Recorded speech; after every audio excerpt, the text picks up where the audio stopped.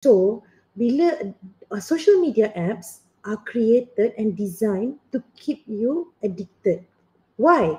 Kita, siapa di sini kalau ada jual produk ataupun dia ada services, dia mesti nak customer tu tengok dia.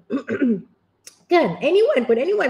Even kalau kita buat live stream, kita nak orang tengok kita. Maksudnya nature dia, kita nak, kita ada produk atau kita ada service, kita nak orang keep on attention dia dekat kita. So, social media apps pun macam tu. Mereka adalah entity yang nak orang keep on being there. So that's why dia menggunakan design dia untuk keep people interested.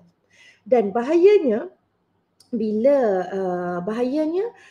bila kita berada dalam Facebook dan juga Instagram adalah, dan TikTok juga, adalah feature yang macam FYP tu kan, search tu dan juga apa dia panggil, explore punya page.